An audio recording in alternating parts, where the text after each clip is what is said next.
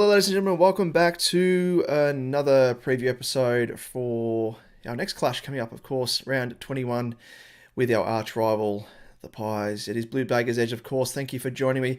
We are going live this time around just to switch things up. Of course, we are looking forward to bouncing back, hopefully. Of course, we are here to go through the teams, analyse things, matchups, key matchups at that, of course. Ramifications around key matchups and the way that hopefully we're going to play and fix things up in terms of, I guess, parts of our game that have been lacking. And of course, we'll get into that and everything else. So let us roll through, of course, first and foremost, through the teams. And here we go. So first up, we have the Pies, and they've got a couple of begins, at least one begin for their lineup.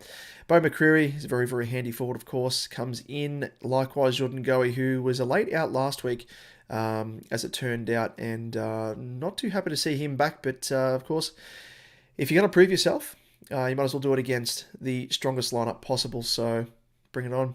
So Jordan Goey is back. Billy Frampton, who I liken to, I guess an inanimate carbon rod, as they call it in The Simpsons. He's a premiership player, so I've got to give him that. But he returns, and out go three youngsters in Harvey Harrison, Lachlan Sullivan, and Will Parker for us. Now, it fills me with joy, because as I opened the team sheets as they were released, I was hoping for one thing. And a couple of things, but first and foremost, the return of Jordan Boyd. So to see his name first up fills me with so much joy. Last week, our deficiency, one of the major things was, of course, Chera.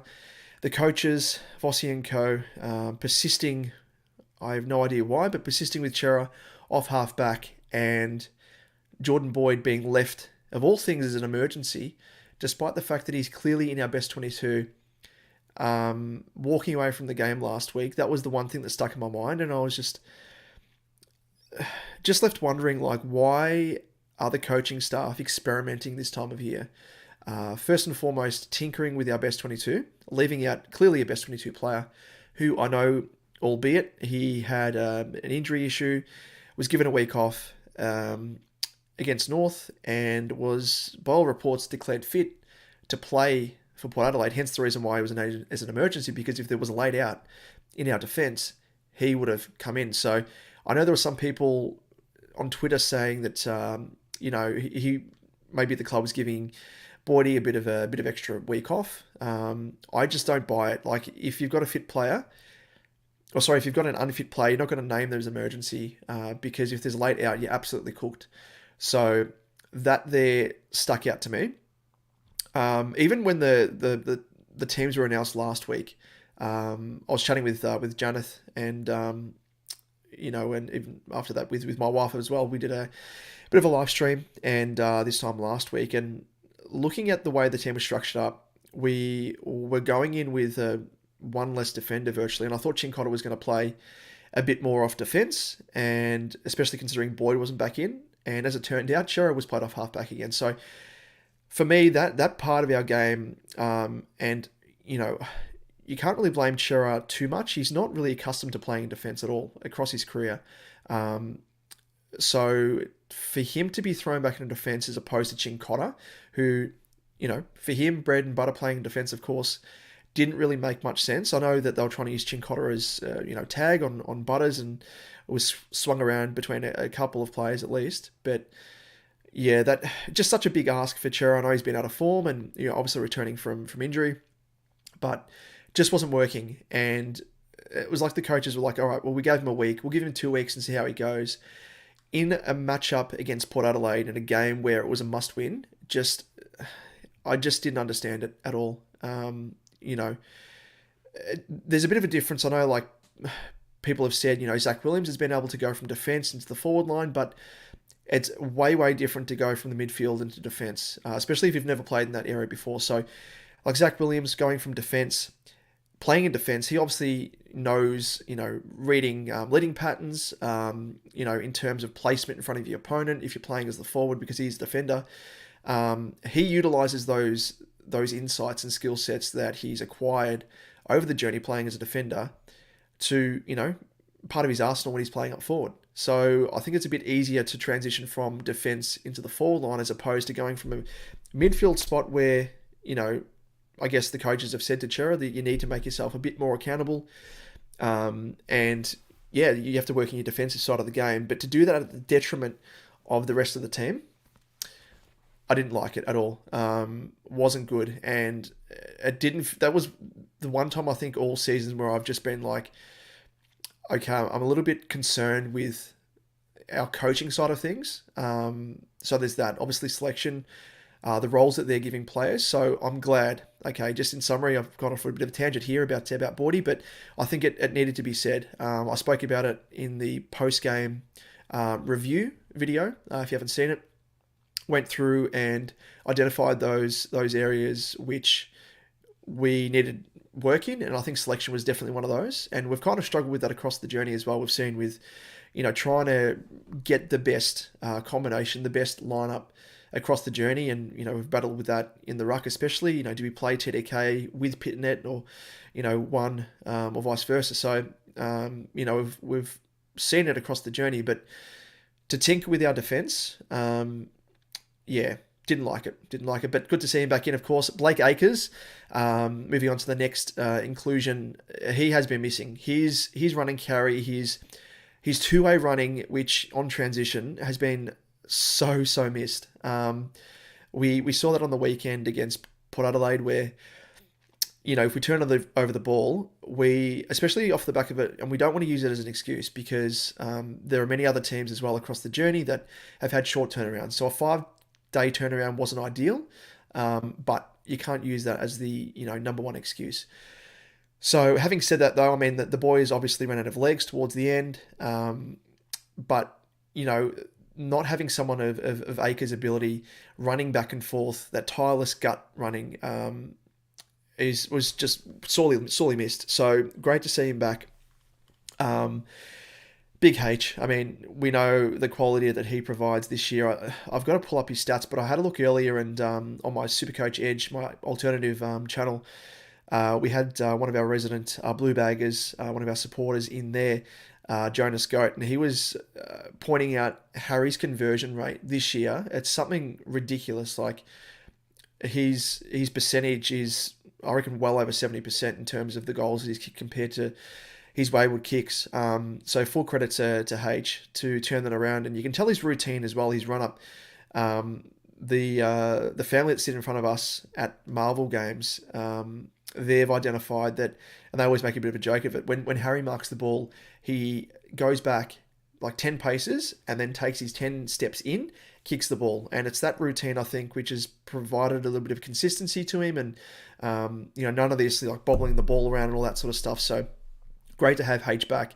Last week we're obviously exposed for the lack of H. Kind of felt sorry for Charlie, because I felt as though he had to play a bit of a hybrid role, play his own role obviously up forward, but he was pushing more up the ground as more of a sort of a high half forward, like H has been playing in recent, well, pretty much the entire year to great effect. So didn't really work, because when Charlie was pushed up the ground and even into defence, which I think is still a good thing, provided it is well timed, to provide the defence with a little bit of a chop out, it just exposed us, because obviously without H being there, we were relying upon Lewis Young, poor bloke, to fill the shoes and I guess hold the fort in the forward line. But half the time he wasn't there.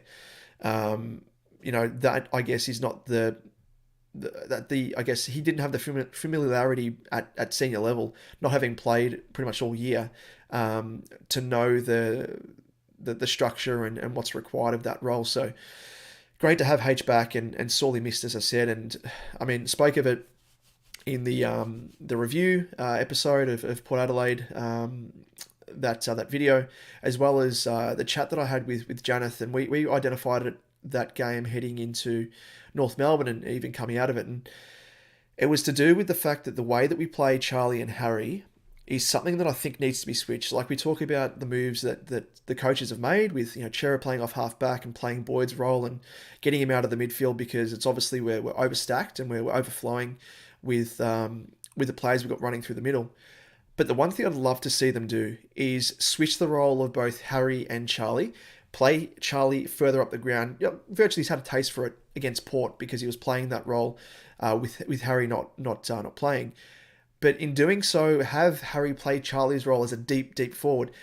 And I just think the way that we're playing at the moment, which I don't know if it's a directive or if it's a byproduct of the pressure that the opponents and opposition have been applying over recent weeks. But a lot of our injuries inside forward 50 are just being high up and under kicks onto the head of Charlie. And, we spoke about it, Jonathan and I, and it was one of those things where we've said week after week now where those high up and under kicks to Charlie's head, first and foremost, he's not a power forward like Harry.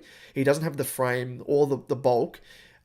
He's a great mark in his own right, but different skill sets. Harry, as we know, big frame, big body, can outmuscle his opponent and take a really nice mark overhead.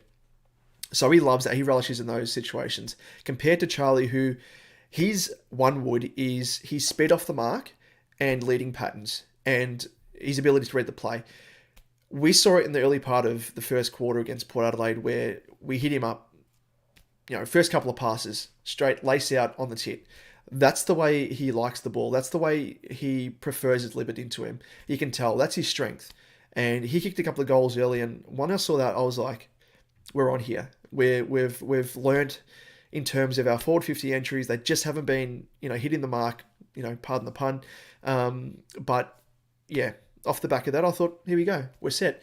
And then for some reason, we just reverted back into it. And I think it might have been due to the fact that without Harry there, the expectation and what was being asked of Charlie was just too great. And Lewis Young's obviously not not fit to fill H's shoes. So I would like to see that continue, that one snapshot in the first quarter. But as I said, I'd much prefer to see Harry play as a deep forward, push Charlie up the ground, and then spread back on transition, all that sort of stuff. So he's got the endurance base for it, and by all accounts, he's now fit. He rolled his ankle over a few weeks ago in the warm-up against the Giants, but, he had a couple of down games, and, he's back. So it looks like he's running on top of the ground, looking really good. So great to see Harry back in short in a roundabout way, explaining all of that. But I think it just helps in terms of our structure, and that's the one move I'd love to see the coaches make. So we'll see if that happens. Jack Martin as well in terms of our forward, Arsenal, comes back into the fold, and I think to his credit, every time he's been at senior level, he's looked really good. He's got a great leap, plays almost like a tall forward because of that leap. Very, very, very skinny frame, as we know. That's just the way that he is. But, speed, agility, can turn on a dime, and great to have him back. And I think he just adds a different dynamic to our team that, we don't quite get from Jesse. He's obviously a traditional small forward. Lockie Fogarty's that pressure forward that can also run, push up the ground.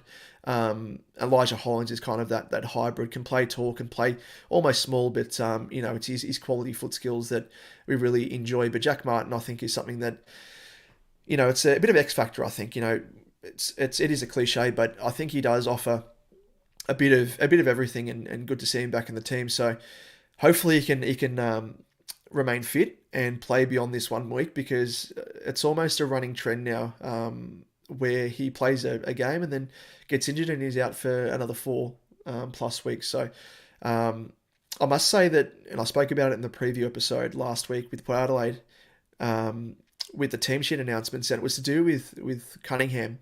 Unfortunate to see him going out, and this is a bit of a segue to the outs, of course, now. But I just think it was... I don't quite understand as to why he came into the team. Wasn't in overly scintillating form in the VFL. What he offers at senior level, I mean, they probably had him playing a similar role to what Jack Martin will, but doesn't have any of the skill sets of Jack Martin. I think, if anything, I was actually expecting him to play as more of a sub. Didn't happen. Obviously got injured early on, and unfortunate for Cunners, because I've been a fan of him over the journey. I still remember his best on ground 3 vote game, 3-4 years ago. before he got injured again, and I think that was right before he did his knee, or it maybe been his knee or something else, but it was a long term injury, and that really was a kick in the guts because it looked as though he was turning the corner and finally being able to string some not just games at senior level, but some form together as well. So unfortunate for him, but some players just aren't really built or meant to play senior footy, unfortunate footy at all.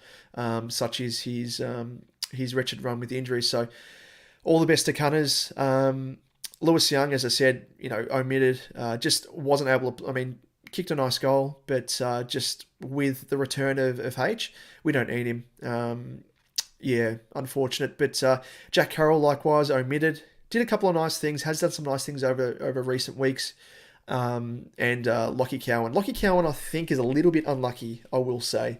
But it's almost like a bit of a squeeze on at the moment. Like, let us know in the comment section below. I see some people are sending through some comments, so we will address those in a moment and let us know how you are faring and what your expectations are heading into this game and your thoughts are with regards to the way that we're lining up heading into this round. But I think, it's a good sign when we have guys that probably don't deserve to be dropped, in Cowan, for example, because it just shows the depth and health of our list. Knock on wood, of course, but we've had players go in and out of the side over the past month and a bit due to 1 to 2 week injuries, and that's something to factor in as well. Like, we've lost Key, Cogs, we've lost McGovern in recent weeks, we've lost Jordan Boyd.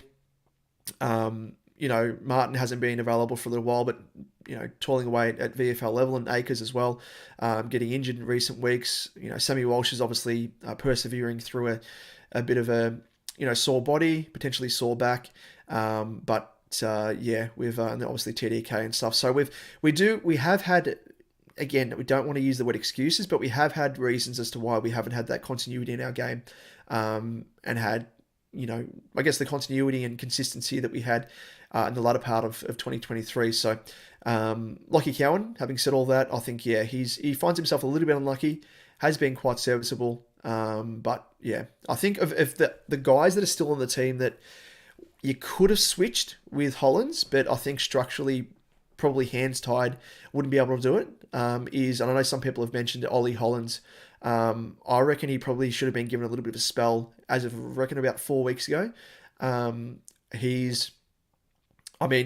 year blues, it strikes a lot of young players, and it is what it is, really. It's just unfortunate, but I think persevering with him at senior level can only get you so far, especially if it's at the detriment of the senior team.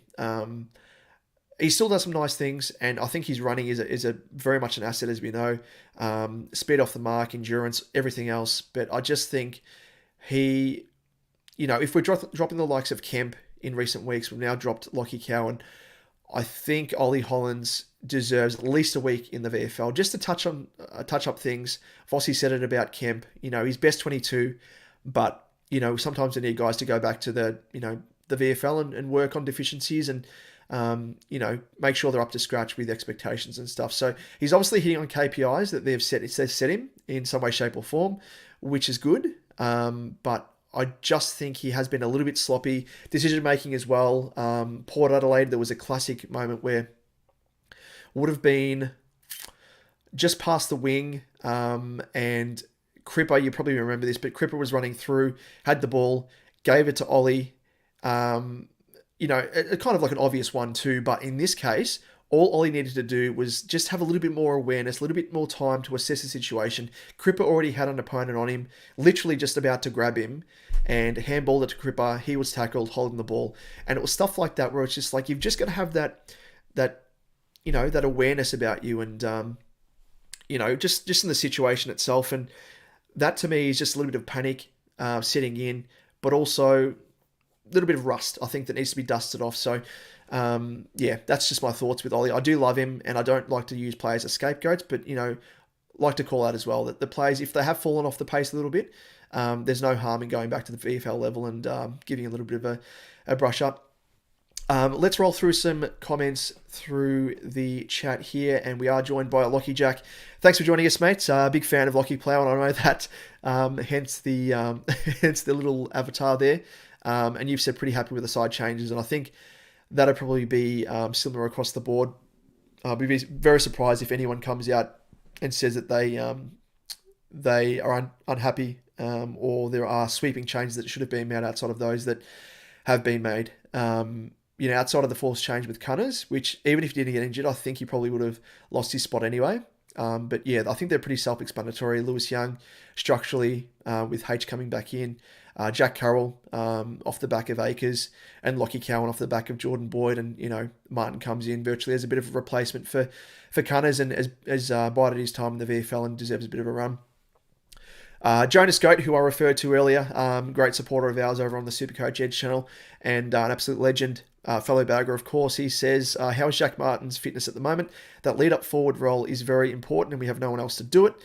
Just can't trust him to string games together. Exactly right, as I said, it's one of those things where he comes into the game and plays a really good game, and kicks a couple of crucial goals, takes some nice handy marks, goal assists, all that sort of stuff, and then next week he's out of the side just due to the fact that he's picked up a calf niggle, which is kind of deja vu with him. The amount of calf injuries that he's had in recent times is just incredible. So we'll see how things go, but he has played, I will bring it up in a moment, but he has played a number of games in the VFL, which is good to see. And yeah, I think he's not much use playing at VFL level. We've obviously targeted him. He's been on the list for a little while now, coming out of contract as well. But he's a super talented player, as we know, but fitness is the one thing that's holding him back, much like Cunningham. Just not having that continuity in his game to string those games together is something that I think has been the Achilles heel for him. Now I'm just having a look at his performances at VFL level. So let me just switch across to here. This is DFS Australia, of course. So he's played, I think it's not showing up the other game on the weekend, but 10 disposals, 3 tackles, 2 marks, 1 behind, and 17 disposals, 2 marks, 1 tackle, and no score. So I think they probably aren't too phased with him in terms of his output. You obviously want players to show some sort of form at VFL level before they get a recall, but I think they just wanted to get a bit of run in his legs before they recalled him at senior level. So we all know what he can bring. We don't probably need him to really display what he's capable of in the VFL, but like those games prior to him, even last year, like late last year across the final series, looked really good. So he was one of those players, I think, like a key role player, not a high possession getter, but really playing a nice little role, half forward, as you said there, and looked really, really good. So hopefully he can have an impact. Jonas, in terms of the ball movement, you've said the ball is bombed up to 2-on-1s. Look at our small and medium forwards. Most can't even lead properly, or mids kick it out in front of them. That's the other thing as well. I think in terms of the way that we're coached, forward of centre, very few, compared to late last year, I don't know what you guys think, but very, very few leading patterns. Apart from early, as I said, with Charlie, the first quarter of the Port game, leads are not existent. And whatever happened to, especially if we're playing, like if Harry hasn't pushed further up the ground and both of those guys are virtually in the forward 50, we need one of those guys at least to be directed to provide a bit of a decoy lead so we can hit up the other one. I feel as though we're kind of falling back into that same issue that we had early last year, where we don't know how best to play both of these guys. And like I was saying earlier, I'd much prefer to have Charlie up the ground, more as like sort of a roaming on the arc of forward 50, and have Harry as more of a deep forward that can lead, but also if we are pressured into, rushing our kicks and kicking those high up and unders inside 50, at least we have Harry who, we're playing to virtually one of his strengths, as opposed to Charlie where it's not his strength. And if he's not on the lead, and he's being grappled, and defenders that know all about that now, where a lot of the time they're aware with as soon as the jumper is pulled, they know that the umpire's going to blow the whistle. So a lot of the time they're hooking the arm of Charlie, they're wrapping their arm around him, and Charlie's trying to push back, so it looks to the umpire that it's a genuine contest, but really it's not. And the umpire's not blowing his whistle, and the defender's getting away with it. So again, Charlie doesn't have that strength at times to push, especially if he's playing 2-on-1. Really, I mean, even it'd be hard for Harry, but just not to have that bulk, that strength like Harry does as a traditional hulking forward. It's just so interesting. But yeah, as you say, even even our smaller medium forwards, like last week, same sort of thing. I remember seeing there was Charlie and it was Charlie, Lewis Young, and Motlop all flying for the same mark, and I'm like, what are you doing? Like Motlop, I understand like you want to go for those miraculous, speckies, all that sort of stuff, but sometimes you just need to play your role as a small forward, as a crumbing forward. Stay down, and just judge the ball. If it's going to be, hit off the pack and go over the back, make sure you're reading it so you're there at the fall of the ball. So then you can grab the ball, whether or not you pass it off, handball, kick it, short kick around the corner and kick for goal, all that sort of stuff. I just feel as though I don't know if it's directive again or if it's the players themselves just getting overzealous and they think, oh, we might as well all just fly for the same ball. It doesn't work like that, and it means that we're shooting ourselves in the foot because we don't have crummers, and if they get their hands on the ball, if they spoil it out of play, it's like, well, there's our chance of getting a crumbing ball. Or if we're all going for the same mark and it ends up hitting the deck, the defenders get onto it and they just are able to hit up an opponent. They'll play to that, their defense. They'll structure up for that, and I feel as though in recent weeks we're kind of being found out. Like the Giants utilised it, the Dogs utilised it. North did to an extent, but they just didn't quite have the quality to execute. But a lot of these opposition teams are just flooding our forward line because they know that half the time we're just going to bomb it in long or just high up and under. And no space, no leading patterns, all that sort of stuff. They'll just take a mark, they'll punch it out of play, all that sort of stuff. And the conversion is just not good in terms of the number of inside 50s that we're getting, which is something I'll get into very, very shortly in terms of numbers that I've noted down and a bit of analysis with Collingwood as well, and a bit of similarities between us and them, and something that we might be able to use to our advantage in getting over the top of them if we can, I guess, curb some of the issues that we've been having, which does stem from that the way that we're kicking inside forward 50. Jonas Cunningham, what a surprise. What did I tell you last week, Damo? Exactly. Yep, you said that. He's going to get injured. And I did think the same thing. Didn't think it was going to happen in the first, 5 minutes of the game, whatever it was. But it's unfortunate for Cunners. But yeah, I think he was just lucky to get a spot at senior level anyway. But it may be the last time that we've seen Cunners, unfortunately. But talented player, but another one of those talented players that just their body wasn't built for the rigours of senior footy. Lockie, Cowan a bit stiff, but yeah, it's tough. Yeah, I think, it's funny bit of, I won't go into great detail, but I was so my work is, I've got my own production business, and yesterday I was actually filming at beloved Icon Park and was doing some filming with Vossi and some of the coaches and for one of their sponsors, and questions about, leadership and what it takes to be a good leader. And Vossi mentioned, and I'm sure he said this in the past, but to be a good leader, you need to make the tough calls. And, whether or not, you've got a healthy list, competition for spots, they're pretty obvious, but to make those tough calls in, having a heart-to-heart with a player, whether or not they're not hitting KPIs or, they need to go back to the VFL to work on things like, has happened with Kemp. And like now we've seen with Cowan, I think, he made a really good point that the strength in leadership is making these tough calls, and you'd love to play as many players as you can, but end of the day we can't fit them all in, so it is what it is. But just unfortunate. Lockie, not sure if Shinkoda will be used as 7th defender or tagged Dacos or both.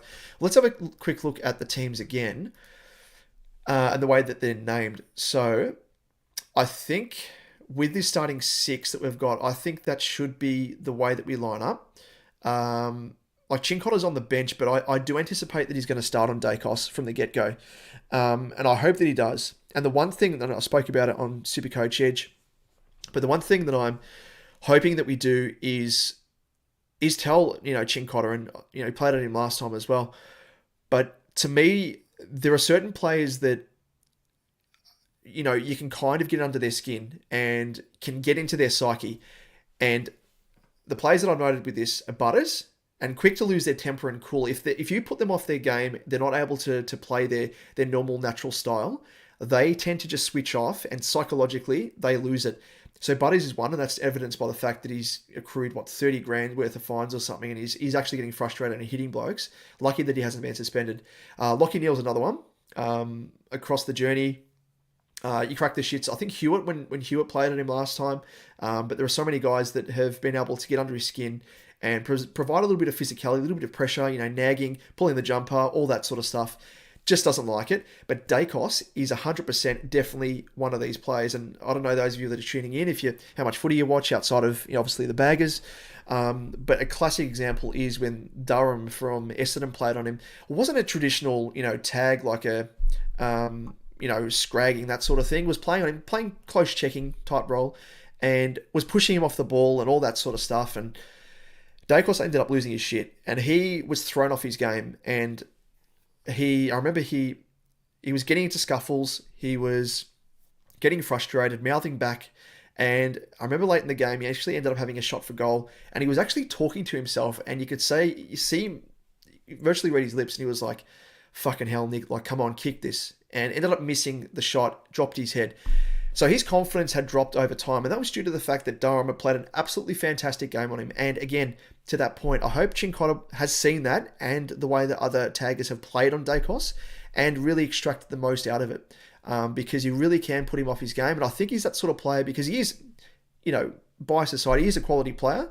And I think he holds himself to such high standards that if he isn't meeting those standards himself, Dacos in his own mind is like, no, this isn't good enough, and tries a little bit harder and just gets frustrated. And that frustration builds to a point where he just cannot get in the game.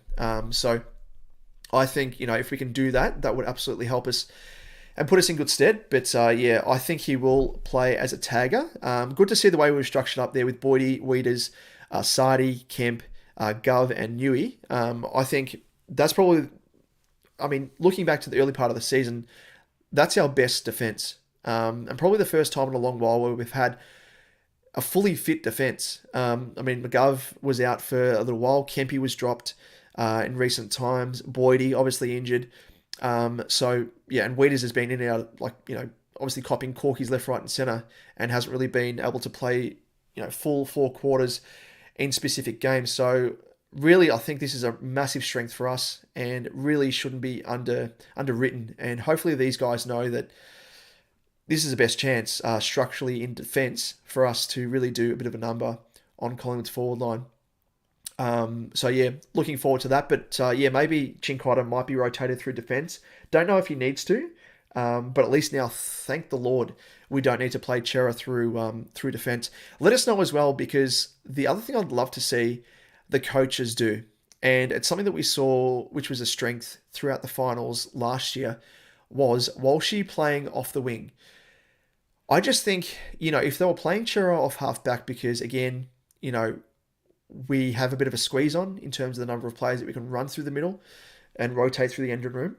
I just think that one way to alleviate that issue is to play Walshy off the wing. And I know he's not probably fully fit, but, give him that time, give him the space. And as we've seen, he's such a polished user of the footy.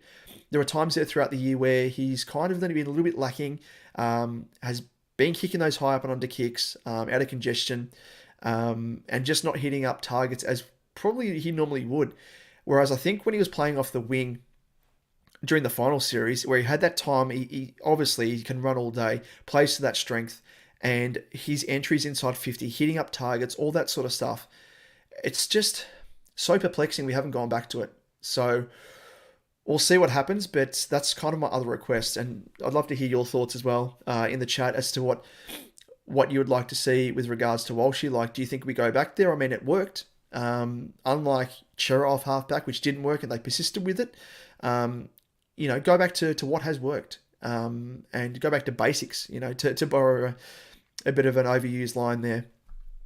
And if it ain't broke, don't fix it. That's another line. Lockie, Ollie will probably be the sub. Looking at that, you're probably, yeah, probably a good call. Hopefully it's not Georgie, because looking at that, I know George Hewitt has been the sub for some games as well, which is awfully perplexing. I don't think Keno offers much if he's the sub. Always definitely should be playing, and Chincotta as well. So yeah, you're probably right, Ollie, which is probably a good role anyway. Like the speed, the legs that he can provide late in the game is would be super invaluable. So yeah, would love to see that. And yeah, good call there. Lockie, Jonas, when Dacos has pressure on him, his disposal gets in the shitter. Yeah, 100%. Chincotta is the only player quick enough to go with him around the ground. And yeah, that's exactly it. You've nailed on the head there. And that's the thing. There's so many coaches who have utilised tags in the past as well. Like, we've seen Hawthorn do it with McGuinness. We've seen Willem Drew at like last year. Played a good game on him, and then Hinkley for some reason took him off in the last quarter when Collingwood ended up winning. All that sort of stuff. Like, it's just like coaches getting too cute, and surely they put time and effort into reviewing the tape of their upcoming opponent that's played in the previous week, and really look at the tape on specific target players, because he is definitely one, 100%. Darcy Moore's probably another one. I think with Richmond. This is probably a bit of a segue as well in terms of what I identified and, had heard Nathan Buckley himself say as well off the back of this. So Darcy Moore kind of played a half-decent game against Richmond last week. One reason why was the fact that Richmond kind of fell into our bad style of forward 50 entries where they were just bombing it in. And when you've got Darcy Moore, you've got Jeremy Howe especially, back there, Maynard another one, all taking easy marks, chopping off the pill, and Richmond obviously at a stage now where they're probably not having the same quality of ball usage as they have in recent times. Collingwood were just having a field day, and namely those three players. So hopefully we see that and we're like, okay, well, we don't want to just be bombing it in. Similar to like last week with Alia, like such an incredible leap, incredible mark, and we just kept kicking to him, and it's like, what are we doing? Just didn't really work. So hopefully we can brush up our forward 50 entries and make sure that we're not playing to Collingwood's defensive strengths, because otherwise it's just an absolute waste. Would love to hear your thoughts as well as to who matches up on who. So Darcy Moore, you'd probably say, I mean, probably not for.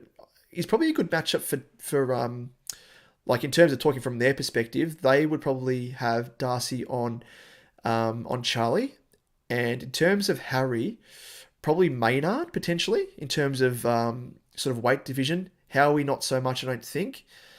But yeah, we should be able to stretch their defense hopefully with our forward line. Moving into, I guess, the bit of a discussion about Richmond and Collingwood and what I identified and heard Nathan Buckley himself say. So he made some really good points. It was post-game from the Collingwood-Richmond game, and he said that Collingwood actually conceded more inside 50s to Richmond, despite obviously they won by 26 points. And believe it or not, Richmond had 52 inside 50s, but they only had 22 scoring shots. So what that says to me is Collingwood, their midfield, their defensive part of their midfield game was lacking. Very much similar to us. So to allow the opposition to have 52 inside 50s is absolutely incredible.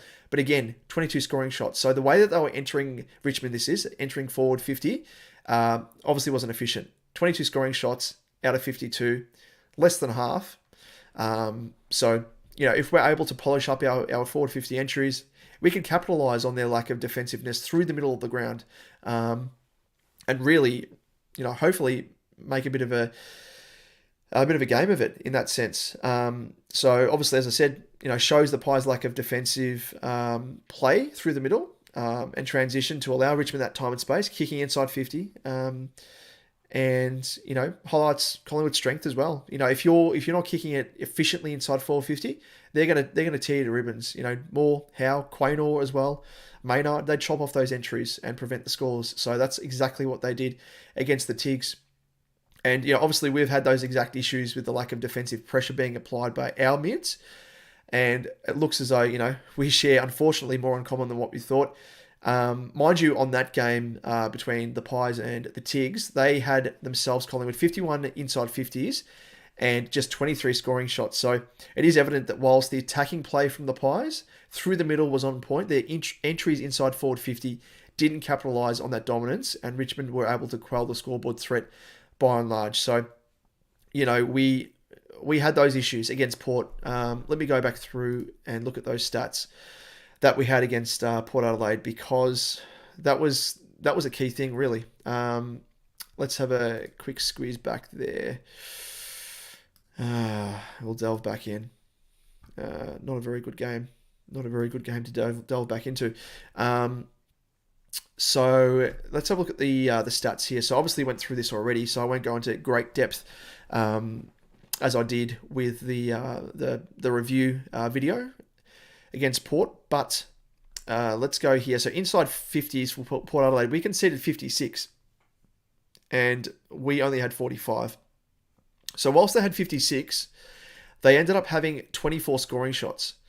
So not too bad considering that. So that does show that our defence was actually playing quite well to restrict Port Adelaide from not capitalising on the amount of forward 50 entries that they were having. Because it could have been an absolute bloodbath. It's just our midfield again, not doing well to restrict Port Adelaide's use and run and carry through the middle, being able to have those forward 50 entries. So it really did put our defence under pressure. Meanwhile, we had 20 scoring shots and 45 inside 50s. So again, issues with regards to being efficient inside forward 50. So yeah, one of those things that we really need to brush up on. So again, goes back to those points. We have similarities with Collingwood in terms of being able to have enough forward 50 entries, but not being efficient enough. And likewise, allowing the opposition to have a heap of forward 50 entries, but at the same time, having a nice defensive unit to restrict the amount of score that the opposition is able to have. Rolling through to the rest of the comments here. Jonas, Ollie Hollands has been out of form for ages now. Lucky Jack agrees. Jonas, it's a shame Cottrell is not at full fitness since he came back. It's very true. Or he would have been good to run with Josh Dacos on the wing. Yeah, it's a very good point, actually. Dacos had a nice game as well on the weekend. So, can't be going without noting. Lockie, Martin, I feel, is a player built for big games, especially finals. Yeah, it was very important for us in finals last year. He was very, very important, and a great key cog as well. Didact Delight, obviously another Pies fan. Good to have you joining us, mates. Even though you are from the enemy, but we welcome one and all, especially when it comes to analysis and whatnot. We like to be, whilst we are obviously a nuffy baggers channel, we do like to at least have a bit of a weighted argument and discussion, and looking at both sides of the coin, using analysis and stats and data and whatnot, as I love to do. So good to have you on board. But you've said Blues always ran on the Pies parade in big games, unfortunately. That is true. I mean, I was actually working at Collingwood. I used to work at the Pies. For those people that aren't aware, back in 2015 to 2018, before I crossed over to Carlton, I requested a trade. But no, I was in the production team. And the 125th anniversary game, when both sides were playing, and that was an absolutely terrible game in term. I remember it was pissing down with rain, and Carlton ended up raining on their parade. And even though at the time I was working for Collingwood, I had to try so hard to hide my smile, being obviously a Baggers man, but didn't bode well for the working side of things, working for the Pies at the time, because they were going through some issues, Collingwood, and with Bucks at the helm, and he was very close to getting the flick.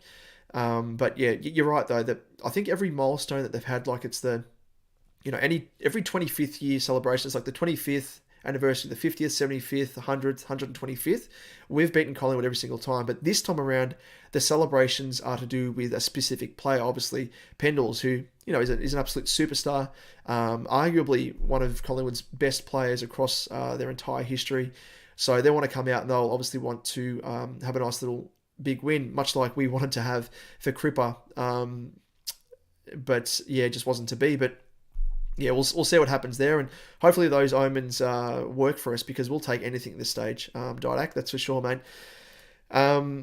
Jonas, Lockie Jack, yeah, he's an X factor. That's with regards to Martin. Forward line is much more dangerous with him, and Zach Williams causing headaches for the opposition.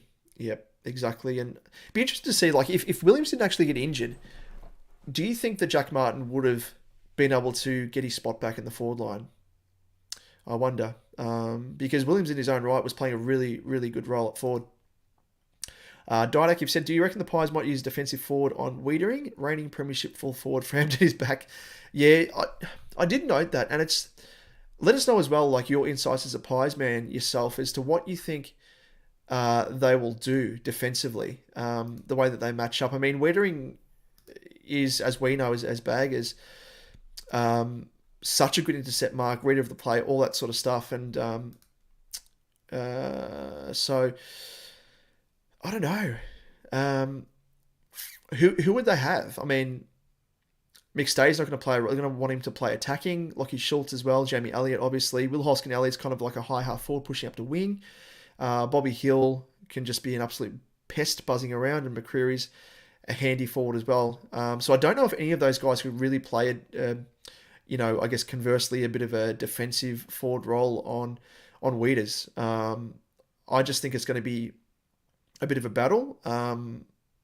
And yeah, in terms of the players that we have to match up on the likes of the Pies forwards, I think we match up pretty well. So yeah, be interested to see. But let us know your thoughts, Didak. I don't know if they will. Josh, good to have you joining us, mate. Good to have you back again after you joined us for the live stream for Supercoach Edge. Do you think Voss has no role for Chincotta besides tagging? He's like taking up a spot in the best 22 when someone else could be playing. I don't necessarily think that's the case. Like, I think Chincotta, before he was tagging, he's actually quite a serviceable defender, I must admit. But is he the same quality of a Gov? No. Is he the same quality of a Boyd? Of a Kemp potentially, maybe. So I think that is a spot for him. And I think across the journey, the way that he's been able to quell players and by and large play really, really solid roles. And I think he is a role player. That's the main thing with Chincotta. And I think the thing that Voss loves and the other coaches. I don't think he's necessarily taking up a spot of someone else. Like outside of, like, look at the emergencies at the moment. Maybe Cowan, you could probably argue. But, I think we're well stocked in defence. And besides that, I think Chincotta, given the fact that he can play through the middle as a bit of a defensive midfielder as well as a defender, there's two strings to the bow there that he has, as opposed to comparing it to Lockie Cowan. So I think he just adds a little bit of complexity to the team, that we can play him in varying roles, which similar to what they were probably hoping to use with Chera, and unlock a bit of a hidden gem there. Just wasn't to be, obviously, but I don't know if they'd seen that. They thought, oh, well, we'll try it with Chera, and obviously did it with Williams. I don't know, but yeah, I just think Chincotta does offer a fair bit at senior level, so I'm happy with him in the team, and I think he's totally warranted his spot. Lockie Jack, as you said, with Walsh on the wing, don't mind him on the wing. Jonas, with regards to your question there, Josh, Jonas has said Chincotta was playing lockdown small defender on dangerous forwards. He's bigger and quicker than most of them. Not a big possession guy, but very hard to play on. Agreed there. Jonas, side 6 kicks last week, ain't going to cut it, need his pace and run. Very, very good point. I actually forgot about this, and it was something that I touched on in the review episode for Port, and it was this fact, and again, it's a game style type thing. It's to do with coaching, structure. I don't know where that run and carry's gone in terms of utilising that, strength of Sardi. As we know, he's an incredible player, can break the lines, run and carry, the woof that reverberates around the stadium as he kicks the ball and just punts it long like a bloody, an NFL punter. But very rarely, we've only seen it in small patches where we've seen the run and dash of him out of the back line. And I don't know if it's kind of linked in with the play that we've been instructed to use, coming out of defence every single time, where time after time you can set your watch to it. Whoever's taking the kick in, kicking to the pocket, tighten the pocket, they're looking around, the opposition's pushed up the ground, as we saw with Port, and all we're forced to do, kick down the line, every single time. And I think off the back of that, it's kind of like it takes away that transition, the chain, the link in the chain coming out of defence. I'd much prefer to see us like, if that's the case where the opposition are pushing up the ground and they know we're going to try and kick down the line, look back in board, even though, yes, I know we're kicking across goal, but if it's safe to do so, do it, utilize it. Because a lot of the time when we are switching the play, we go back to that possession footy style where it's just like, okay, we've got the ball in our hands, let's just stop and slow down the play. And it's like, no. If you're going to switch the play, it defeats the entire purpose. If you're going to hold the ball in and allow the opposition to then spread back to the opposite wing where we're going to kick it, why switch the ball? We're virtually in the same position as where we were. So the instruction from, I guess, the defensive coaches and the way that we structure up just doesn't cut it. And again, this is linked in with how we use Sard.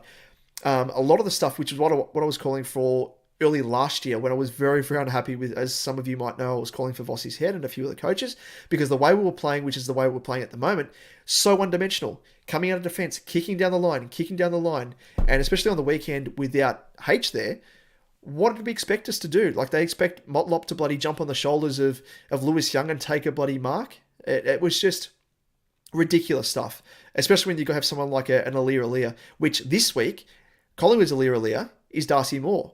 He's got that high leap, great mark.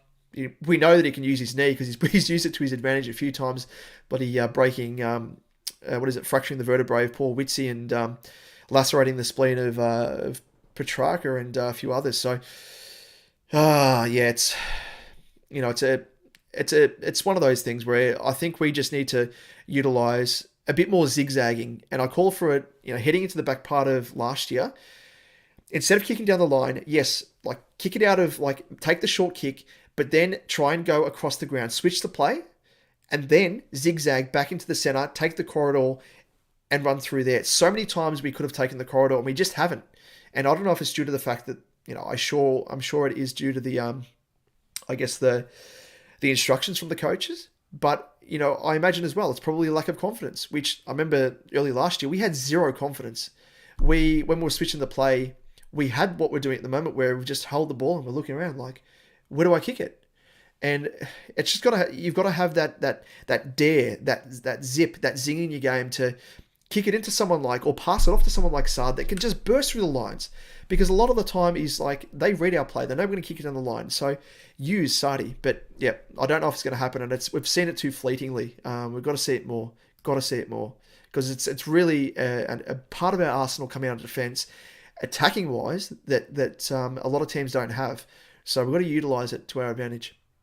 Jono, thanks for joining us, mate.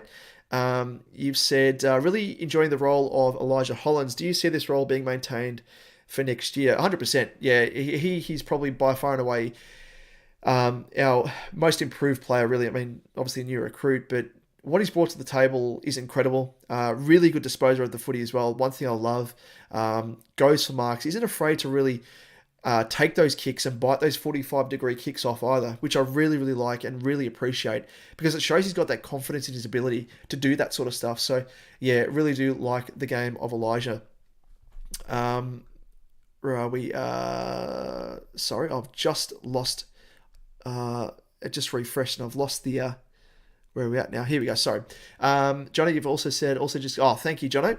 You're a legend. Thank you. Check out Jono as well, in turn, his Supercoach channel, St. Binger Supercoach, and does some fantastic work, and one of our big supporters as well over at Supercoach Edge. And thank you for supporting me here on the new Bluebaggers Edge channel, Jono, despite being a Saints man yourself. So, the Saints are picking up a little bit of form, which is good to see for them, and hopefully the Baggers can do likewise as well. Josh, you said, I thought we were going to get the side from Essendon and Gold Coast, the line breaker. Well, we have. That's the thing. Last year we saw that, I reckon, way, way more than what we have at the moment. Like, it feels as though he's kind of just being used more of as just a defender. Like, the only time where he's had a run is, and I think like oppositions have been conscious of it, where he's been trying to go for a run, but they haven't utilised him in the best position. So he'd go for a run and just bomb it long, aimlessly type thing. But to the point where, like, our forwards have pushed up the ground into our defence and hadn't yet pushed back into our forward line. So he's just bombing aimlessly to, like, the opposition who were just waiting there to grab the ball.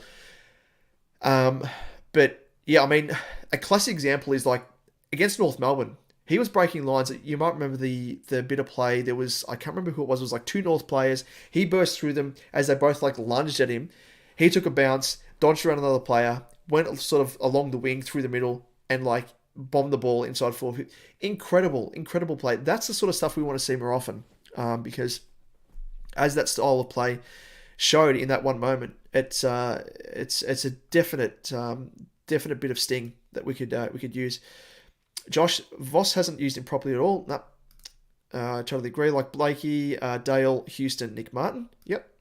Lockie Whitfield. Yep, exactly. Sinclair. Coaches obviously don't see Matt Kennedy as a midfielder. 7 CBAs. They play him more forward, but then also play him back. He's a forward mid-hybrid. Don't experiment with him and play him back. Yeah. It was funny at various stages as well on the weekend where they were playing him virtually at full forward, where Young was sort of rotated through the ruck and Charlie was having a little bit of a rest on the bench. And it was, our forward line was like Kennedy and Motlop was like centre half forward, and it just looked ridiculous. So yeah, I totally agree though. I think Kennedy does have quite a few strings to his bow, but his one what is obviously his contested work, providing a little bit of backup for Cripper. So yeah, I think his ability up forward, because he is actually quite a nice mark, I'll give him that. But his ability up forward is something that I don't mind seeing. I don't mind seeing him there. Looking at the CBAs as well, this is of course through DFS Australia. On the weekend, we had Cripper 92% CBAs, Walshy 75%, and Georgie Boy Hewitt 67%. Then with spatterings of 13% for Chera. Hopefully that goes back up to 63 and 77%. It was incredible against North Melbourne. No time in the middle. Incredible playing that Boyd role to no effect at all. And Kennedy 8%, Jack Carroll 13%. Lewis Young, 21%, obviously pinch hitting the ruck, and Chin Cotter through the middle as well, 29%. So, yeah, he's I don't mind Kennedy, but yeah, grunt work is the name of the game for him. Jonas Owies has kicked 3 goals 5 times this season, 2 goals twice, 1 goal 8 times, and 0 goals 4 times. Still not signed. Yeah, perplexing. Need more out of pressure wise, and if he ain't kicking goals, he looks useless. Yeah, it's probably one part of his game that we'd love to see him provide a bit more in. I think across like all of our sort of smaller forwards, like him, Motlop, Durden as well when he's playing. I think it's probably that's probably one thing that Jack Martin does offer as like that pressure forward, that pressure role, when he's able to play at full fitness. He has looked pretty good. Josh, you've said, but he doesn't help himself running on his left side when he's a right footer. Yeah, interesting choice. Jonas, sadly, Kennedy has lost his pace. Yeah, not really had much, but yeah, he's more of a bulking, bustling contested player. Josh, do you remember last year when Jack Silvani was dropped? He was in VFL playing as a defender. Maybe he's going to be our next defender. He may have been. I think Jack was actually being played through the middle as well at various stages in the VFL last year. And I thought, and like to great effect as well. So I'm surprised that they didn't experiment with that, but we may have seen it maybe this year. Who knows, sliding doors if he didn't get injured. Jonas, I know against Port always looked lost. He was rushing a lot, yeah. One thing I just wanted to delve into as well, and just become a little bit more statistical. So apologies for those of you out there that aren't numbers people, but I think the numbers tell a fair tale of the tape when it comes to how we're performing and how our oppositions are performing, and kind of what we're not doing. And we kind of know what we're not doing across the board, just observationally. But I just wanted to delve into, I guess, looking at a couple of key metrics. So let's just delve into here. This is a really great website for those of you who are keen stats fans. It is Wheelo Ratings. They actually keep stats for, as you can see at the top there, ATP Tennis, the Women's Tournament, AFL, NBL as well. But really, really comprehensive. So, goes beneath the surface of what's actually offered in the AFL Live app. So you can do it for specific players. You can do it team-based, all that sort of stuff, as you can see along the top here. Match stats, match previews, everything else. And I haven't had a look at match previews, so I'll see what they've got written up for our game. But I was just looking in terms of averages. So as you can see, you can break it down by team averages, opposition averages, and then the difference between the opposition averages and your team average. So we'll look at team averages for us first and foremost. So in terms of the one thing we want to look at, we'll break it down. So clearances, centre clearances, we actually top the competition 13.7%. So we're still doing quite a good role of centre clearance, which I thought was pretty interesting. I thought we might have been a little bit down the list. I didn't think we would have been top of the list. Stoppage clearances, meanwhile, we're down in 5th spot. The total across both of them, averaged out, is 39.9. If we go to scoring, so just generally goals and behind. So we've actually been quite a high scoring team this season compared to last year, where our defence was better. So our defence is where our issue is this year. We're conceding a lot more. In terms of goals per inside 50, we're actually up there, 28, which is really good. Scoring shots inside 50, again, up the top. Let's have a quick squeeze across the board. So it's very, very detailed. Scoring sources is an interesting one. So scoring sources for kick-ins, or via kick-ins rather. As you can see, our transition out of defence, taking it from defence all the way through to our forward line and kicking a bit of a score. So of course this is score, so it doesn't have to necessarily be a goal. So we're actually down here. We're below the AFL average of 4.1. We're 3.6. And we're actually just behind Collingwood, interestingly enough. Scoring sources from stoppages, that's our strength. So we're actually third behind the Dogs and Sydney. And as you can see here, the top teams are the teams that are kind of in half decent form. Bulldogs, Sydney, we've wavered obviously. Brisbane in good form. Geelong have started to come good again. Port Adelaide's up and down. Collingwood's still going well, but we're ahead of them, which is a good thing. Scoring from turnovers, we're actually second as well behind Sydney. So we are actually still averaging quite well in some key metrics, which is good to see on our attacking side of our game, I guess. Scoring origin, third in defensive half, forward half, third again, centre bouncers, third. So we'll go into defence now. Defence 1v1, we're below the AFL average and we're all the way down here. Tackles, so our tackling game, we're actually fourth, which is pretty good. Tackles inside 50, surprisingly, we're third. I thought we might be further down the list there. Pressure acts, we've fallen away a bit. We're actually fifth. Collingwood are actually top of the game. Let's go to the opposition averages. So this is going to tell the tale of how, I guess, where our deficiencies are for our defensive part of our game. So we'll start with, we'll go back here. Centre clearances. See if you can spot us. So this is obviously conceded to the opposition. So opposition averages, the lower the average, obviously the better, because they're conceded the least amount. So Fremantle, top of the list there, 9.7. Go to the list and have a look. We are all the way in the bottom. Dead last. Absolutely dead last. 13.1. Stoppage clearances. We're a little bit better, but we're fifth lowest. Total overall, we're fourth lowest. So, don't know about that. So, there's that. In terms of marks, is going to be an interesting one. Yeah, we allow quite a few marks. Contested marks. Actually, yeah, below the average. Inside 50 marks. We allow quite a few intercept marks. Not too bad there. On the lead, not too bad. Scoring in terms of score sources. So kick-ins. We're around about mid-table. Score sources from stoppages. No surprise. All the way down there. Sandwich between North Melbourne and West Coast. Again, midfield, not good enough in terms of defensiveness. It feels as though we're like when we're in the middle for a stoppage and it's just like, all right, we'll just let them run free. We'll have confidence in ourselves to just get the ball and play just purely 100% attacking. You can't get away with that. Can't get away with that, especially when you're getting absolutely killed. You've got to tighten up. So just, it's something that we haven't seen in game, like that adjustment.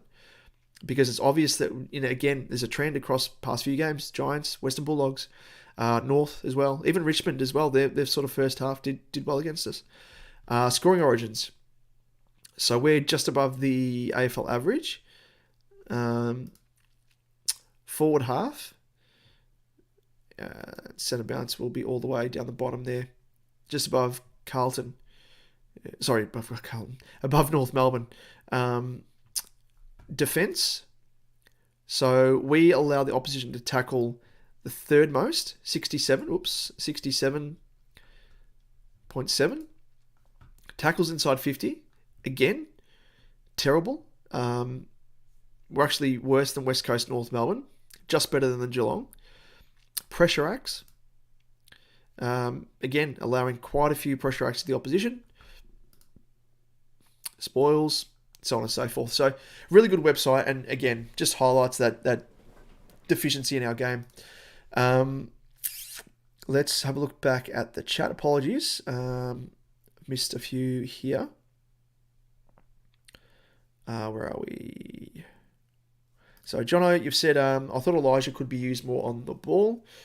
Yeah, he has at various stages. He's kind of a bit more of a high half forward, but can run through there. I don't know if he's got the tank to do it. That's the only thing, but potentially. Yeah, I don't know if he's going to be fit enough to come back this year, and I wouldn't want to rush him back personally unless we're in a grand final. I'd love to see him be able to play. Josh has said the same thought too. Josh, can I tell you a fun fact? Guess who the last two teams Carlton and Collingwood beat? Both bottom of table teams, Richmond and North for both teams. Yeah, which doesn't really, I guess, give much more of an insight into which team is the informed team. Especially considering that, as I identified earlier, the parallels between our issues in conceding inside 50s and then alternatively having a heap of inside 50s and not capitalising on goals and scoring opportunities first and foremost. Jonas, Carlton have been getting beat in the stoppage and leaking goals in defensive 50. Yep, as we went through. If I was a Bagger supporter, I'd be playing Elijah more on the ball. I think you need to play Doherty at halfback next season. Jonas, anyone is allowed to take kick-ins at Carlton? Yeah, that's another interesting thing. What do we look like in 2023? Let's have a look. Let us have a look. It'll obviously be the season average, so it'll factor in the first part of 2023 where we were looking pretty shit. Actually, before I do that, let's have a look quickly at the difference side of things. So you can probably, in me comparing our team average and opposition average, you can compare the pair naturally, but this difference actually shows a positive or negative.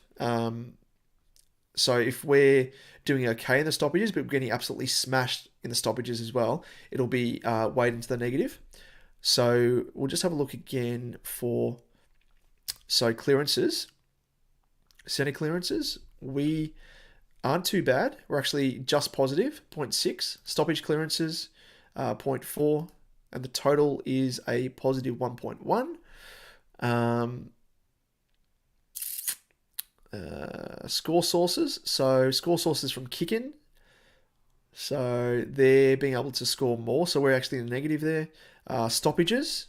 No surprise, we're down here, 3.7, negative 3.7 that is. And score sources from turnover, we're actually doing the best out of anyone, which is interesting. Score origin, defensive half. So we're a bit better than our opposition, yep, 3.8. Forward half, we're 7.2, which is really good. And centre bounce, we're just above the AFL average. Defense, tackling, not too good. Tackles inside 50, we're below average. Pressure acts, below average. Spoils, below average. So let's have a quick look, as you requested there, 2023, as to how we've gone for the metrics. So we'll start again, clearances, center clearances. Interestingly, pretty even across the board, but no, we're actually the bottom four for number of clearances. Stoppage clearances, we're actually pretty good, fifth in the competition. So let me just blow my nose. One moment, apologies.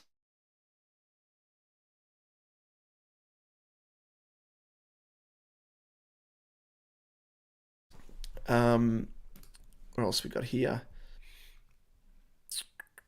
Scoring. So yeah, we actually weren't scoring too well last year. That was kind of our Achilles heel. Number of shots we had, 25. This year, scoring shots. Yeah, we're about at 26.3. So we're having more shots, which is good. Going back to 2023, let's have a look at score sources. And we'll have a look at opposition as well. So we're doing pretty well. On turnover, we actually weren't, but we're doing better this year. Score origin.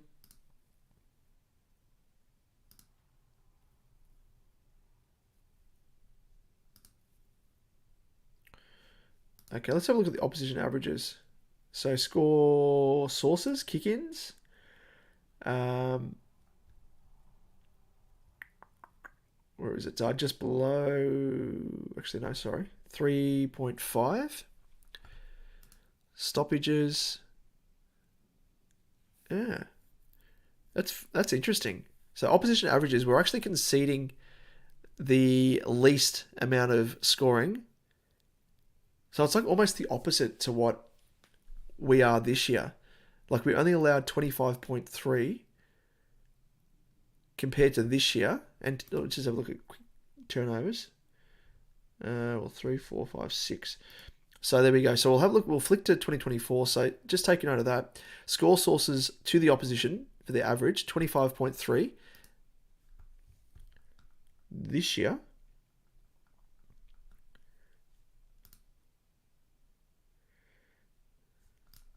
sorry, opposition. Oh, wow. So we were up where Sydney are, 25.3 we were. Now, this year, we're 42.1. Jesus. That's a massive change. That is not good. That is not good at all. That's incredible. Yeah, that's ultra concerning. But I mean, all we've got to do is just we got to arrest that. That's, as you can see, that's by far and away the one part of our game we've fallen away in. But yeah, Josh, you said I remember Voss saying he wants to add layers. Yeah, well, there's no layers at the moment. Like I don't know what layers is referring to because, and if he's referring to layers in terms of strings to bows of specific players like Zach Williams going from defence to forward and bloody Chincotta becoming from a defender to a tagger. We have a turnover game. He said we need to work on stoppage game. Well, yeah, as you can see there, see the score sources, stoppages. Our opposition are getting the second most in the competition, 42.1. And if you have a look at the turnover game, which is what you're talking about there, we're the best in the competition, 40.5. As in we restrict the most. That's the least in the competition. So what Voss is saying there is spot on. He's speaking to the numbers. But to go from the best team last year, the most restrictive in terms of score sources from stoppage to our opposition, to now being the second worst, that's how it's been able to spiral out of control to this point is alarming. Is alarming. To be like up there with West Coast. Yeah. Yeah, exactly right. And you saw there, like, have a look, go back to 2023. So we'll go to, obviously spoke about our stoppages um, to the opposition, like score some stoppages. So we were number one. If we look at our average about scoring ourselves from stoppages, we were actually fifth. So it went too bad. Um, it went too bad at all. Like behind, Port, Brisbane, Collingwood, Melbourne were up there, obviously, finalist. So yeah, it's concerning. It is concerning, but yeah, as I said, we've got some parts of our game we need to fix, and Collingwood likewise as well. And we share quite a few similarities, so it's going to be a tight game. I think what that says to me is it's going to be a very very close game, which isn't going to be good for our heart rate. Um, but to me, I think it's going to be the team that comes out victorious. Is first and foremost, I guess to summarise it, because we might wrap this up very very shortly. Sorry, Jono, I've missed your comment. You said, who do you think you'll target? I have no idea, mate. I don't know. Not even thinking about trade period at the moment. I just want to get through this season and hopefully rebound from the slump we're in, and hopefully catapult ourselves back into the top two.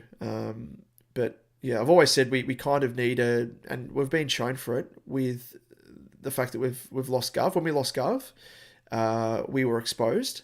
When Wiedering has gone off at various stages when he's copped a corky, we've been exposed. So I think we definitely need another key defender. Would love a Tom Barras, but we obviously wouldn't have room in our salary cap to get him in.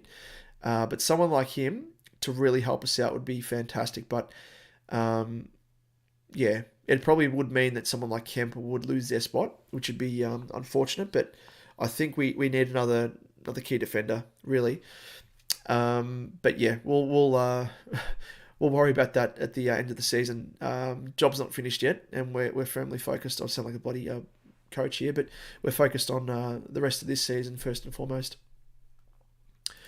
Josh, Carlton had been an elite clearance contest team under Michael Voss across 22-23, but across the first month of 2024, they became the best forward half pressure team in the competition, leading to them dominating scores from turnover. Yeah, and it's that pressure as well that's kind of dissipated a bit, and I'm like, where's it gone? Where's it gone? So, yeah, I think we've lost a bit of continuity in our game with some of the key injuries we've had. Wiedering having a delayed start to the season obviously didn't help, but to do as well as we did without him was great, and yeah, should have held us in good stead. But yeah, we've just been exposed from when we've lost key players like him. As I said with Gov, when we lost him, same thing. But yeah, it's that pressure game. Yeah. So I don't know. I just feel as though it's like we don't really have a plan B, which is concerning. Um, as we got found out for again on the weekend, no plan B at all. And what does it result in? Getting absolutely hammered and yeah, found out. But with that, yeah, I just think it's going to be that sort of game where with the Pies, we're going to have to win if we can be efficient. As I said, just to summarise, efficient inside forward 50, tighten up, just tighten up in the middle. They've obviously got issues with that as well. Probably should have a look at them as well whilst I'm going through this, and look at their ratings in comparison to ours, because I've only really had a look at how we're going. But so score sources, we'll go kick-ins. We're better than the Pies. They're below the AFL average. We're just above. Stoppage, we're pretty much neck and neck. Score sources from stoppage. So that's going to be a very tight contest there, considering that we have been pretty lax to the opposition. And scores from turnover. Collingwood are actually pretty good, whilst we're not so good. Yeah, so they do capitalise on turnover. They kind of do that nice little overlap and run and spread and everything else. But Let's have a look at opposition averages. We'll probably go differences. That's probably an easy way to do it. Um, so, again, score sources because that's the name of the game. Kick-ins, where Collingwood, where are they? Are they below the AFL average? We're both actually really good score sources from stoppage. So again, it's going to be tight, but we're by far and away actually really, really good from score sources in the stoppage, which is funny. So we're a 10, they're 7.5. On turnover, this is the big discrepancy. Collingwood, 10.8, second best. We are below the AFL average, actually negative 1.7. So that's the massive discrepancy in that. So we really, really need to tighten that up. Make sure we're not, we're hitting up passes, probably more uncontested style type, if we can afford to do it. Score origin, the Pies, they have a positive difference. They get a bulk of their scoring from building out a defence. So we need to really, excuse me, we need to press up and ensure that they don't get easy ball out of defence compared to us, who we obviously struggle. Forward half, scoring origin, we're just above the Pies. Centre bounce, Collingwood are the second best, and we're in fifth. So, actually, sorry, this is 2023. Apologies, but that probably tells a little bit of a tale for last year, and we were up there. Apologies. We'll quickly roll through this. So 2024. Where was it? Scoring sources, kick-ins. We're pretty much neck and neck. Negative 0.4. They're negative 0.6. Stoppages. We're the fifth lowest, 3.7. Collingwood are negative. Oh, sorry, they're 3.2, so they're in the positive. So we can be found out for that again. They're better at the stoppage than what we are, attacking wise. Differential wise between leaking and being attacking, and the turnover. We're actually the best, 15.2, and Collingwood are all the way down below the season average, AFL average of 2.5. Scoring origin, we're 3.8. Collingwood are all the way down here, negative 4.9. So that's flipped on its head. Like, just, it was actually handy that I was in 2023 because it shows there that Collingwood were building all their score out of defensive half. Now they're the fourth worst in the competition. So they're being really, really stifled with the ball out of defence. Forward half, score origin, we're the fourth best for differential. That is conceding, weighed up against our attacking, and they are about 3 rungs below us. So we're 7.2, they're 3.3. Centre bounce, Collingwood are above us, no surprise there, 1.7, and we're 0.2. So, yeah, interesting times. Jonah said, Jono, we need to bring in someone to work on some of our many injury-prone players, and they dominate stoppage and score 14 times, but they lose the most important aspect of the game. There's continuation upon what you were saying before. Then Pitnet comes back into the team, and for the first time for the year, they lose the turnover game, but the stoppage game comes back. So over the last couple of years, when it's just been deconning, Carlton has won the turnover game 60% of the time. They win it by 7 points per game. That profile is going to take you... when they play both rucks, they've won the turnover game 6 out of 14 times, and that's not going to take you to... Yeah. I think you were saying there that profile's going to take you to the finals, yeah. I think we were slowly working that out, that, having the single ruck, I think, boded best for our structure and the way that we played. And I think it probably speaks to the fact that TDK does a bit more around the ground, a lot more actually, should say, not just around the ground, but also at the stoppage. Can even play as an extra ruck rover, so which is funny to say, but that's the new age ruckman, and that's the quality that he provided. Jono, I'm tipping Batman and Robin to have some big games on Saturday night. Hopefully, that is a Cripper and Walshy. Josh, the Blues' weakness is at the end of the ground when it comes to conversion. They kicked a goal from just 22.4% of their own inside 50s. Number 12, paying the price for a shot at goal accuracy of just 46.6%. Number 14, yep, albeit this has been improved in the second half of the season. It's no secret the Blues are one of the best stopping teams in the AFL and the gold standard for contested ball winning. Over 2023, are you copying and pasting an article here, Josh? Over 2023, they've won the contested possession count by 10.1 a game, number one, and led the league. Ground ball gets differential. Yeah, okay.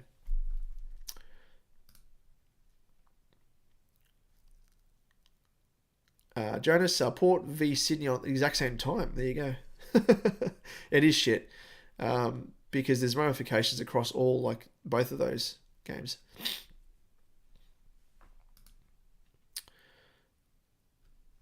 Defensively, the Blues have conceded just 73.8 points a game. Number 4, and conceded a score from just 40.6%. Yeah. Exactly right. Like, it just turned to shit, really. Yeah. It goes back to that point. It's a fair point, Josh. Like, stop overcomplicating things. Stop experimenting. Stop trying to fix what isn't broke. That's virtually like the crux of it. Stop trying to fix what isn't broke. And there's a lot of that in the AFL, I reckon, where coaches just try to be a little bit too cute. Whether it be with tagging, whether it be with the game style, whether it be with roles. It's just ridiculous. Like, if you're going to be cute, if you're going to try and add layers, do it in the early part of the season. You train for it across the preseason, then you implement it early in the season. You don't find that you're winning games early on and you're like, all right, let's just change something just for the sake of to see what we can do here and flirt with form, because virtually that's what it's doing, is flirting with form, and it's not good. No team has fared well when they're flirting with form, really. And I know you kind of have to experiment when you've got injuries. I do understand that, and we have been dealt our fair share across the journey. So when it comes to structural changes and role changes, I can understand that. But when you have fit guys like, as we saw on the weekend, Jordan Boyd being named as emergency, and you're persisting out of choice with Chera off halfback, not good enough. Not good enough. Jono, good to hear your insight statement, but I've got to go. No worries. Thank you for tuning in. Jono Carroll, thanks, mate. You're an absolute legend. Check out his work. You do some incredible work, and you're a great supporter of us and our stuff that we do on Supercoach Edge, and likewise myself here on the new channel Bluebaggers Edge. So thank you, mate. All the best to the Saints on the weekend. We might wrap this up ever so shortly because we've been going for almost an hour and a half, and I am aware that the clock is ticking over. So I do appreciate everyone tuning in.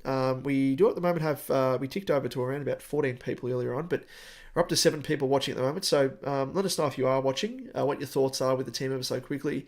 Expectations, obviously, we are facing our arch rival in the Pies. What you're looking for, and so on and so forth. So, you can tune in. Let us know your thoughts in the comment section, of course.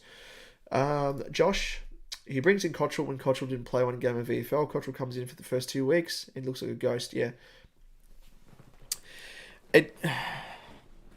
I'm a big fan of, as we've seen with Jack Martin, he's been biding his time in the VFL, which is a good thing, because he's a sort of player which, as we know, he needs fitness.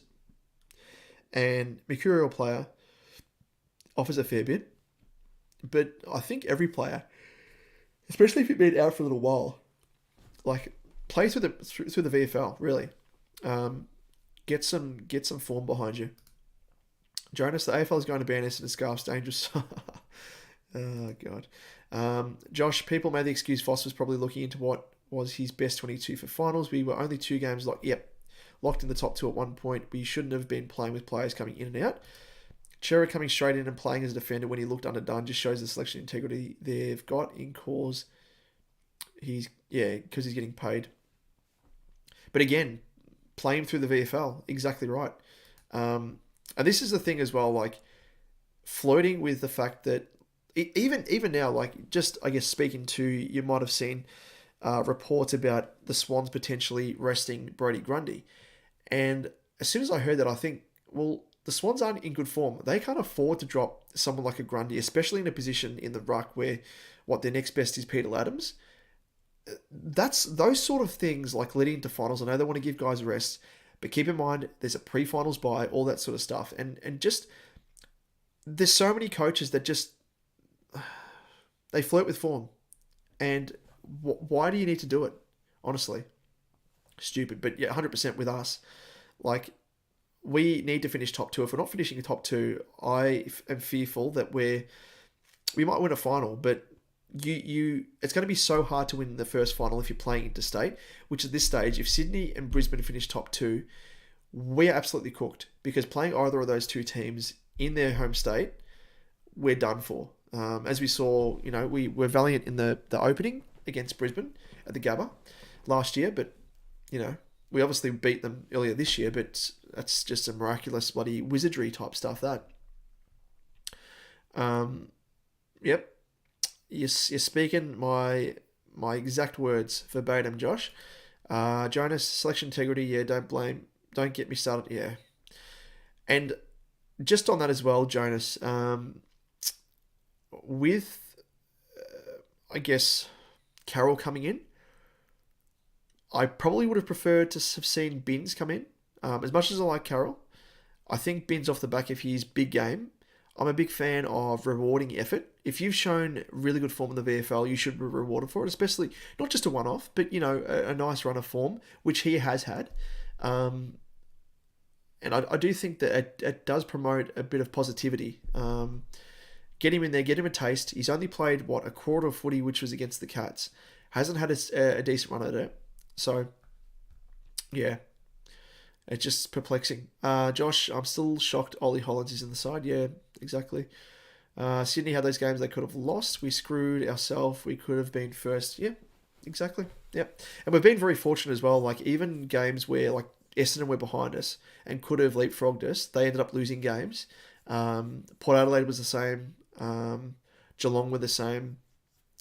We've been very, very fortunate. We could have been pushed further down the 8 if results didn't go in our favour.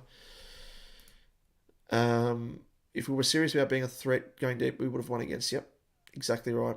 I could potentially allow one of those to be a loss because even though I'd love us to win every single week and especially beat those sort of teams, you're still going to have lapses. And yeah, I think in an ideal world, awesome, would have been great to have won both of them. Expectations were that we were going to win both. But if you're going to drop a game, at least better be one, not two. The other worrying thing that I'm worried about heading into this game against the Pies is they're another team with backs against the wall. The Giants were, the Dogs were, and they came out and responded in turn. And they came out with hunger, ferocity at the footy, and a clear game plan to work us out. So,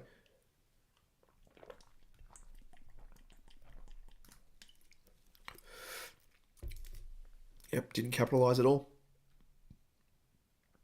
Carroll is Cripps' little buddy, that's why he got more games. Razio Fantasia is fit in 1 week, he comes straight in. Yeah, it makes... Fantasia played one good game. One good game. Maybe 1.5 to pushing 2. But of the games that he's played, he hasn't offered anything as a pressure forward. He hasn't kicked goals. A lot of his possessions have been turnovers. Well, not a lot. I'll give him a bit of a slack. But for someone of his seniority, should have been cleaning with the footy. The only good game he's played is against Richmond when he kicked those 4 or 5 goals. Outside of that, he hasn't deserved a spot. So,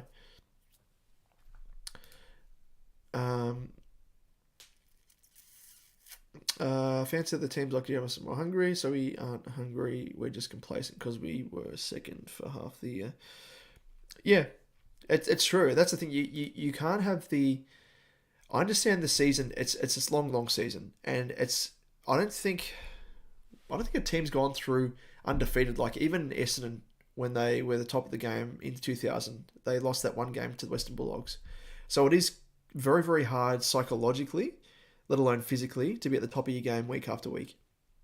But I think to that point there, as you made rightly so, Josh, expectations now, I think, should be pushing towards that.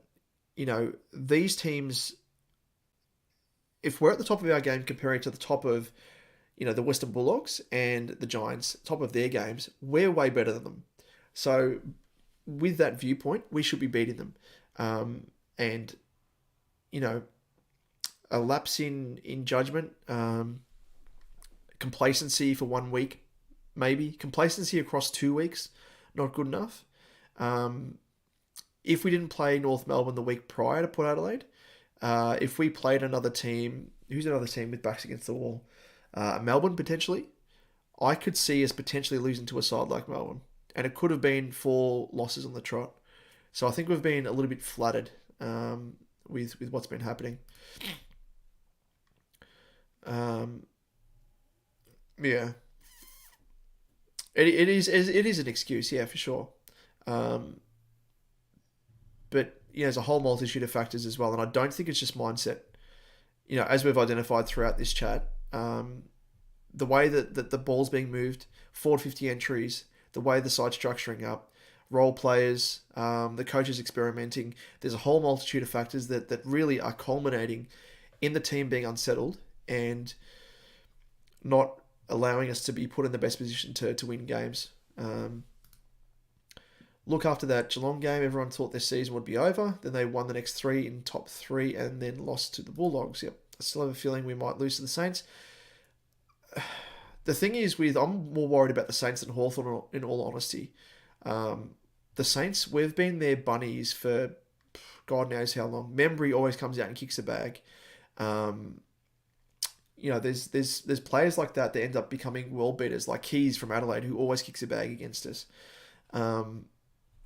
And it doesn't help that we always play St Kilda at Marvel either, because it plays into their hands and their strengths. And we hate playing at Marvel. I'm convinced of that, and I hate watching us play at Marvel, really. But yeah, you're totally right. Like the Saints, nothing to lose, and that goes back to the mindset side of things, where it's almost as if, and it's concerning as well, because if we've got something to lose, what are we? Why is it then, like, I don't know, like going into the game, we have to have that approach where, yes, we have something on the line, but we've got to look at the positives and what we're looking for. Like, don't look at it from a negative standpoint, like, okay, if we lose this game, we're going to fall out of the top 4 or the top 2. Spin it positively and be like, okay, well, if we win this game, we're going to solidify our spot in the top 2. I think that might be part of the issue, is that negatively we're thinking, okay, well, shit, we've got a lot on the line here. But we've got to spin it the other way, I reckon. 100%. You've said more confident we will beat the Pies than them. The Saints have nothing to lose, and Hawthorn are running on momentum. Yeah, I reckon the Hawks are running a puff, though, as always happens with young teams. So I'm not too worried about the Hawks as such, but they're going well. Yeah. It's funny how we love playing at Marvel in 2022 and hated playing MCG, and now it's the opposite. Yeah. It's quite funny. Western Bull Puppies might shit the bed tonight unless Melbourne is cooked. I think Melbourne are cooked, really. But the Dogs are due for a loss. Again, momentum. They're playing well, but for how long, really? 2022, we hated playing at the MCG. Yep. The pattern in 2022, we were always up by big leads. Remember the Hawthorn game when we were up by 50 points and they came? Yes, I do remember that well. That scared the shit out of us.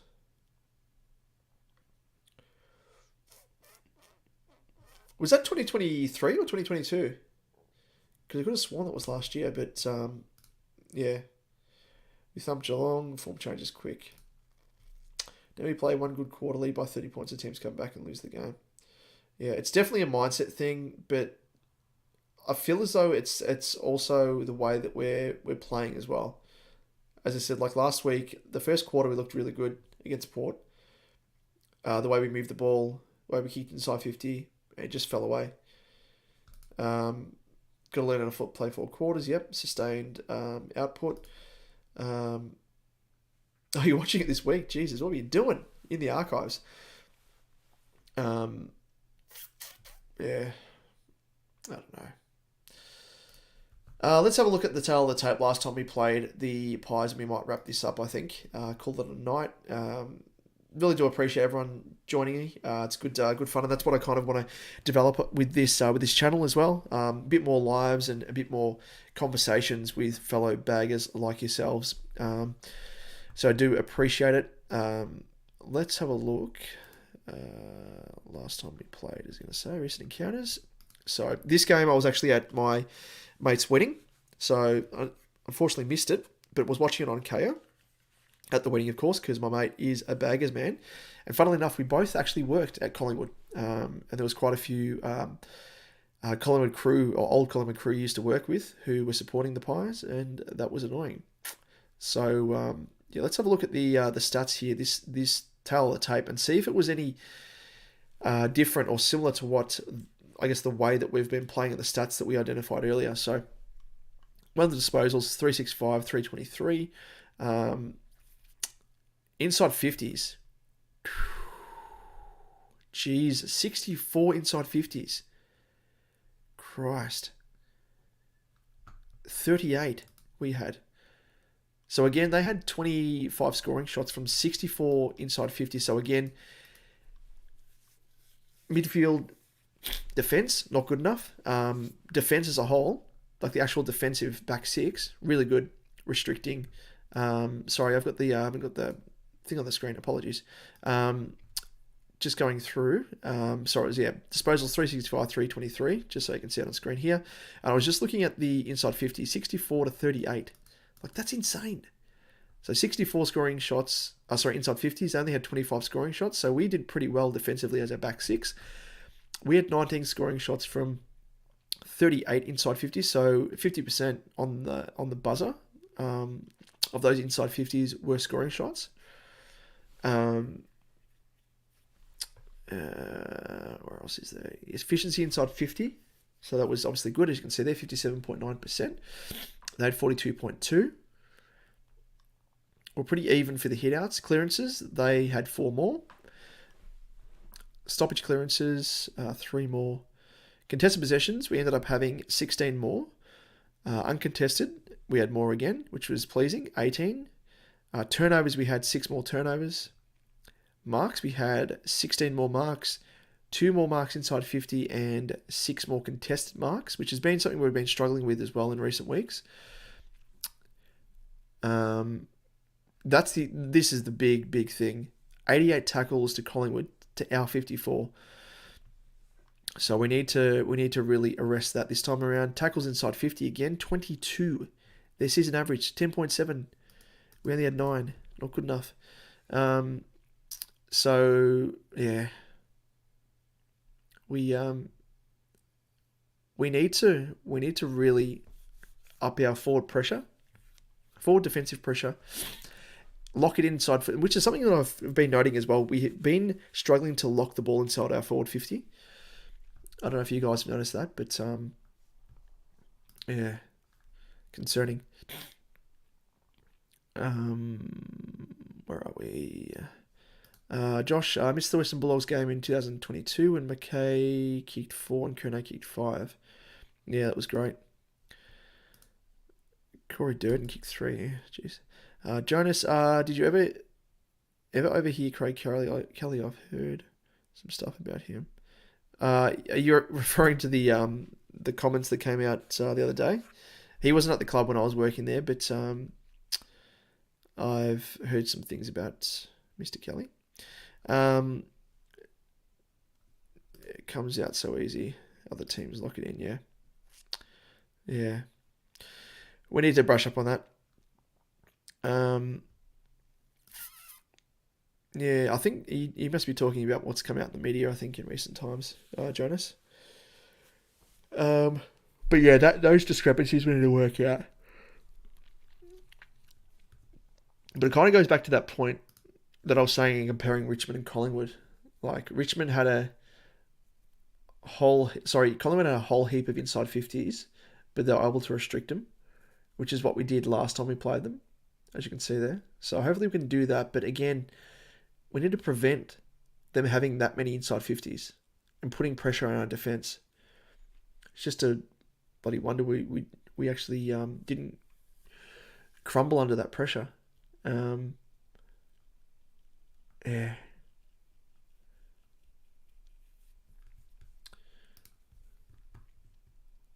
Alrighty. Well, ladies and gents, we might leave that there. We'll call that a night. So thank you as always for tuning in. Really do appreciate you joining us as always, and it's always a bit of fun having other people in here, fellow baggers, to chat about all things baggers.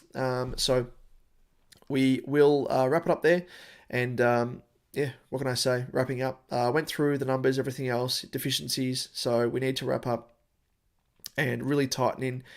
Again, same issue, 3-4 weeks running. Defensiveness through the engine room, stoppage. We have to prevent them, the opposition Collingwood, having easy stoppage clearances, scoring through stoppages, preventing the number of inside 50s that we've given to opposition in recent times, as we did to Collingwood last time we played them. And we need to be more efficient kicking inside 50. Stop bombing it to the head of Charlie. Kick it to him on the lead. Quick speed off the mark. More leading patterns. Have Charlie play even Harry's role, high half forward. Have Harry as a deep forward. Kick to the top of his head if Collingwood are pressuring us to bomb it inside forward 50. Switch things up. That's a plan to be. But yeah, we'll see how we go, and hopefully we can spoil the party for Pendles' 400. So we'll see how we go there. Jonas, cheers to you, good sir. Thank you, as always, for joining me across both channels, of course, Supercoach Edge and here as a fellow bagger. And have a great weekend yourself. And, yep, all the best in your Supercoach matchup as well. Hopefully you can pull through and get a couple of wins, and we can face off in a final to come. But with that, ladies and gents, all the very best. We will, of course, be back with a bit of a review episode, of course. Might try and get another guest on to do the review. And, yeah, analyse the ins and outs of hopefully a nice win against the Pies. So, fingers crossed, ladies and gents. We'll see how things fare. And what can we say? As we always do, go Baggers. So, we'll catch you next time. And all the very best. Cheers.